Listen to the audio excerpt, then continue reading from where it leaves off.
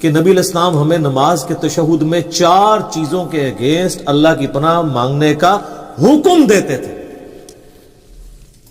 حکم کے الفاظ تو بڑے سخت ہیں، اور حتیٰ کہ صحیح مسلم میں ایک طریق کے اندر آتا ہے کہ طاؤس تابعی جو عبداللہ ابن عباس کے شاگرد تھے، بخاری مسلم کے حدیثوں کے راوی ہیں، وہ یہ کہتے تھے کہ جو شخص ان 4 چیزوں کے اگینسٹ تشہد میں اللہ کی پناہ نہیں مانگتا تو میرے نزدیک اسے نماز ہی دوبارہ پڑھنی چاہیے.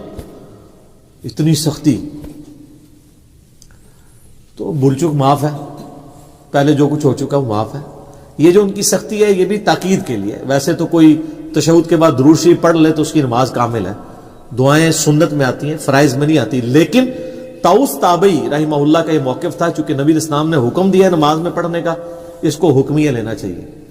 تو بخاری مسلم الفاظ ہیں 4 چیزوں کے شر سے، مختلف الفاظ کے ساتھ ہیں. وہ چیزیں 4 ہی ہیں.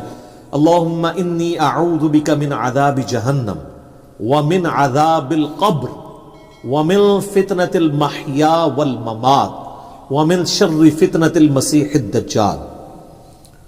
یعنی جہنم کے اگینسٹ اللہ کی پناہ، عذاب قبر کے اگینسٹ اللہ کی پناہ، زندگی اور موت کے فتنے کے اگینسٹ اللہ کی پناہ، اور دجال جس کا دجل سے ایمان والوں کو اللہ ہی بچائے، آمین ثم آمین، اس کے اگینسٹ اللہ کی پناہ. یہ 4 چیزوں کے شر کے اگینسٹ. باقی یہ بات صحیح ہے کہ بخاری شریف میں الفاظ ہیں جب تم تشہد میں درود شریف پڑھ چکو اس کے بعد جو چاہو اپنے رب سے مانگو. اس کے تحت صرف یہ دعا نہیں، یہ دعا تو ہے ڈیٹم لیول پہ کمپلسری. اس کے بعد آپ کو جو دعائیں یاد ہیں کتاب و سنت میں عربی زبان کے اندر، دعائیں معصورہ ان کو کہتے ہیں، وہ پڑھیں. مثلا ایک دعا تو آپ ضرور پڑھیں جو بخاری مسلم دونوں میں کہ نبی علیہ السلام نے، انس بن مالک کہتے ہیں اور کوئی دعا پڑھیں نہ پڑھیں، یہ دعا آپ نے زندگی بھر نہیں کبھی چھوڑی. اللہم ربنا آتنا فی الدنیا حسنہ وفی الآخرۃ حسنۃ وقنا عذاب النار. اس سے پرفیکٹ دعا ہی کوئی نہیں ہے.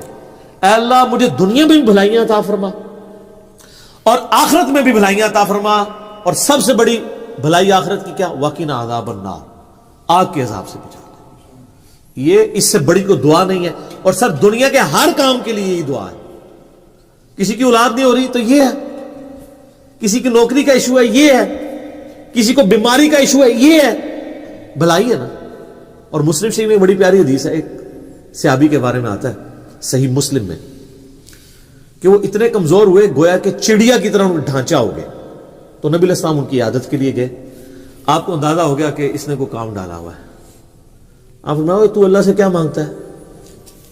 اس نے عرض کیا اللہ کے رسول میں تو اللہ سے یہ مانگتا ہوں کہ اے اللہ جو تو نے مجھے آخرت میں عذاب دینا ہے نا دنیا ہی میں دے لے.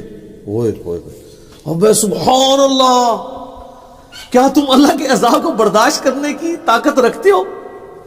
یہ تم کیوں کہہ رہے ہو کہ اے اللہ جو مجھے آخرت میں عذاب دینا دنیا میں دے لے؟ وہ دنیا میں بھی اللہ کا عذاب تو کوئی نہیں برداشت کر سکتا. اور تمہیں تو چاہیے تھا تم دعا کرتے اللہم ربنا آتنا فی الدنیا حسنہ وفی الآخرۃ حسنہ وقنا عذاب النار. یہاں ویسے صوفیاء کہتے ہیں کہ ان کو جوئیں پڑی رہتی تھی، کوئی جو نیچے گرتی تھی پھر اوپر رکھ لیتے تھے. یہ گند مند دین نہیں ہے اسلام. اسلام میں تو یہ ہے کہ آپ نے اللہ سے بھلائیاں مانگنی ہے. تو نبی علیہ السلام بھلائی مانگتے، صحابہ کہتے ہیں اس نے وہ دعا پڑھی، وہ اس طرح صحیح ہو گیا جیسے ایک چوزا جب پیدا ہوتا ہے اس کے بعد میں پر نکل آتے ہیں زندہ ہو جاتا ہے، وہ اس طرح وہ اپنی بیماری سے باہر نکل آیا. یہ دعا آپ نے تشہد میں پڑھے. اچھا ایک اور دعا ہے جو سیدنا ابوبکر نے حضور سے مانگ کے لی ہوئی ہے. دیکھ لیں صحابہ کرام تو مانگتے بھی تھے تو کیا مانگتے تھے. صحیح بخاری میں حضرت ابوبکر نے کہا یا رسول اللہ، یعنی آپ علیہ السلام نے ترغیب دلائی ہے تشہد میں دعاؤں کی، تو مجھے کوئی ایک خاص دعا ایسی دے دیں جو میں پڑھوں. تو آپ صلی اللہ علیہ وآلہ وسلم نے ان کے لیے دعا ان کو تعلیم فرمائی. اللہم انی ظلمت نفسی ظلما کثیرا ولا یغفر الذنوب الا انت فاغفر لی مغفرۃ من عندک وارحمنی انک انت الغفور الرحیم. یہ وہ دعا پڑھتے تھے. اس کے علاوہ بھی کئی دعائیں ہیں. رب اجعلنی ضرور پڑھیں. میں تو بلکہ کہتا ہوں رب اجعلنی مقیم الصلاۃ ومن ذریتی ربنا وتقبل دعا. اس میں ماں باپ کے لیے، اولاد کے لیے دعا ہے. ایک اسپیسیفکلی اپنے ماں باپ کے لیے دعا کریں جو قرآن میں اللہ نے حکمن کہی ہے، رب ارحمہما کما ربیانی صغیرا.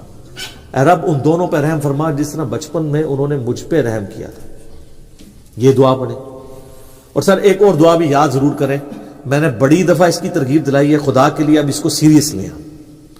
مشکات شریف میں 748 نمبر حدیث ہے, یہ مجھے زبانی یاد ہو گیا ہے نمبر بتا کے, ترمذی کے حوالے سے. جامعہ ترمذی میں سورہ صاد کی تفسیر میں یہ آیت ہے, یہ والی حدیث ہے. مشکات میں کتاب المساجد چیپٹر میں پہلی جلد میں 748 نمبر حدیث ہے. نبی علیہ السلام نے جب اللہ کی خواب میں زیارت کی تھی تو انہوں نے اللہ تعالیٰ سے وہ دعا مانگی تھی. جب نبی علیہ السلام کو اللہ نے کہا مانگ, کیا مانگتا ہے, تو آپ نے کہا اللہم انی اسألک فعل الخیرات وترک المنکرات وحب المساکین وان تغفر لی وترحمنی وَإِذَا أَرَدْتَ فِتْنَةَ فِي قَوْمٍ فَتَوَفَّنِي غَيْرَ مَفْتُونٍ أَسْأَلُكَ حُبَّكَ وَحُبَّ مَن يُحِبُّكَ وَحُبَّ عَمَلٍ يُقَرِّبُنِي إِلَى حُبِّكَ. کیا پرفیکٹ دعا ہے, یہ تشہد میں ضرور پڑھا کریں, بلکہ سجدے میں پڑھا کریں. صحیح مسلم میں حدیث ہے کہ انسان سجدے میں سب سے زیادہ اپنے رب کے قریب ہوتا ہے, لہذا خوب دعائیں مانگا کرو. اور اما عائشہ کے الفاظ ہیں بخاری اور مسلم میں کہ نبی علیہ السلام سجدے اور رکوع دونوں میں ایک دعا مانگا کرتے تھے, سبحانک اللہم وبحمدک, سبحانک اللہم ربنا وبحمدک اللہم اغفر لی. یہ بخاری مسلم میں رکوع اور سجدے کی تسبیحات کے ساتھ یہ بھی مانگتے تھے. ایک تو مسلم شریف میں حدیث ہے نا کہ آپ نے رکوع میں سبحان ربی العظیم پڑھنا ہے اور سجدے میں سبحان ربی الاعلیٰ 3 دفعہ. اس کے بعد بخاری مسلم میں یہ تسبیح بھی ہے. ایک اور تسبیح صحیح مسلم میں سبوح قدوس رب الملائکۃ والروح. اور سجدے میں دعائیں بھی مانگے. اور ایک دعا تو میں نے آپ کو کئی بار بتائی ہے, ہماری کامیابی کا جو راز ہے, اصحاب کہف کی دعا, ربنا آتنا من لدنک رحمۃ وہیئ لنا من امرنا رشدا. اے رب ہمیں اپنے پاس سے رحمت عطا فرما اور ہمارے اس کام میں کامیابی کی کو راہ نکال دے. اصحاب کہف کے لیے پھر کیا راہ نکلی ہے سر, وہ معجزہ ان کے ساتھ ہوا ہے جو کسی پیغمبر کے ساتھ بھی نہیں ہوا. حضرت عزیر کے ساتھ بھی 100 سال کا معجزہ ہوا تھا, ان کے ساتھ 300 سال تھا, اور 309 سال قمری اعتبار سے اور شمسی اعتبار سے 300 سال تھا. یہ دعائیں سر اللہ سے مانگیں. اللہ تعالیٰ نہ مانگنے والے سے ناراض ہوتا ہے اور مانگنے والے سے خوش ہوتا ہے. یہ کائنات کا ایسا بادشاہ ہے, بلکہ یہی بادشاہ ہے کہ جو نہ مانگنے والے سے ناراض ہوتا ہے. باقی تو دنیا میں کوئی بادشاہ ایسا نہیں ہے کہ آپ اس سے مانگیں اور بار بار مانگیں اور وہ تنگ نہ پڑے. اللہ کہتا ہے نہیں مانگو گے میں ناراض ہو جاؤں گا.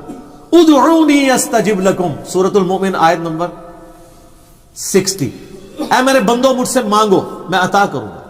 ان الذین یستکبرون عن عبادتی, جو تکبر کرے گا نا مجھ سے نہیں مانگے گا, میں اسے ذلیل و خوار کر کے دوزخ میں ڈال دوں گا.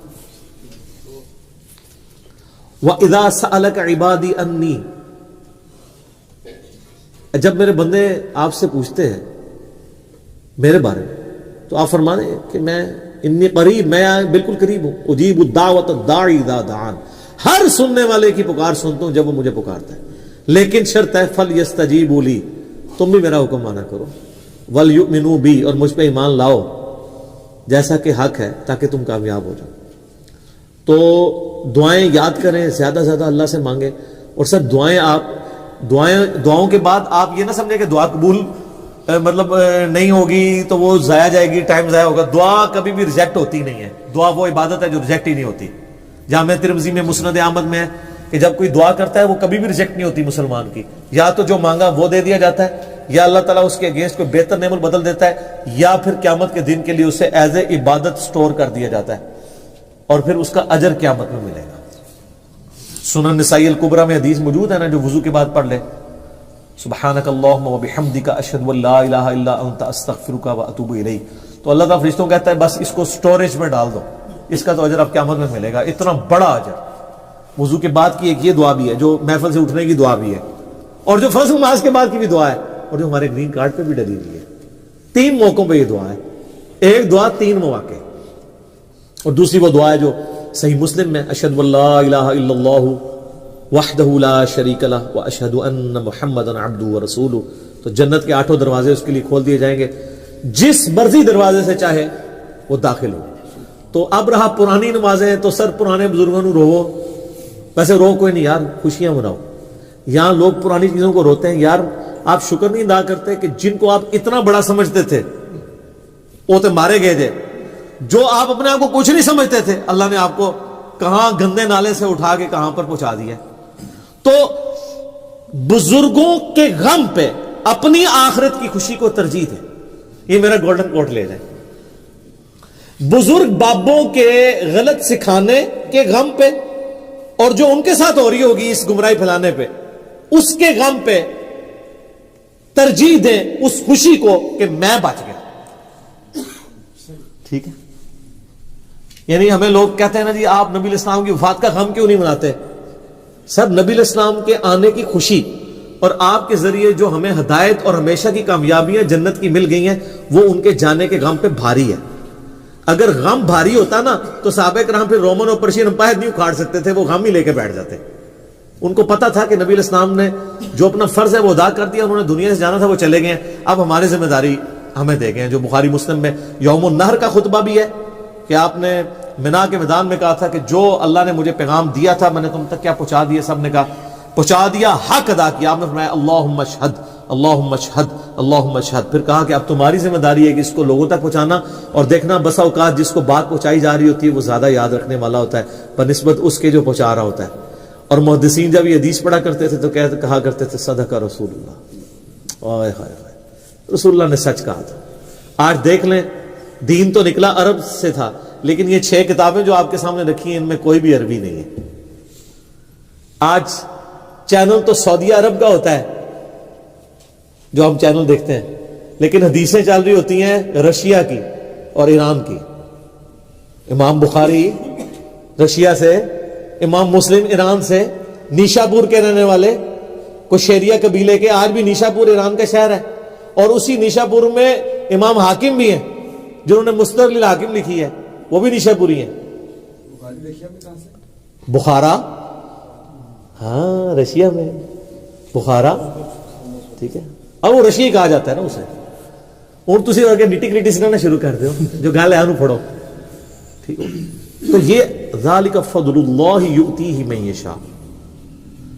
یعنی آپ اس غم کو لے کے بیٹھ جائیں کہ میں تیرے ہوتے جنم لیا ہوتا نہ سر, آج بھی جنم لو تو تسی بہت کچھ کر سکتے ہو. امام بخاری کے لیے کہتے تیرے ہوتے جنم لیا ہوتا, تو سر انہوں نے اپنے زندگی میں 200 سال بعد آگے ثابت کیا ہے کہ تیرے ہوتے جنم تو نہیں لیا, لیکن کام وہ کیا ہے کہ جو تیرے ہوتے ہوئے جنم لیے والوں میں سے بھی کئی لوگوں سے نہیں ہو سکا. سر تھوڑی بات ہے, پوری دین کی عمارت کھڑی ہوئی ہے, ٹھیک ہے. تو غم کی وجہ نا کام کیا کریں. میرے آگے آ کے سارے رونا, او جی وہ ہو رہا ہے جی, وہ ہو رہا ہے جی, دیکھو جی دنیا کس پاس جا رہی ہے. سر اے رونے نا رو, ان لوگوں کی ریمیڈیز کرو, لوگوں کو سمجھاؤ, لوگوں کو بتاؤ کہ یہ غلط ہے یہ صحیح ہے.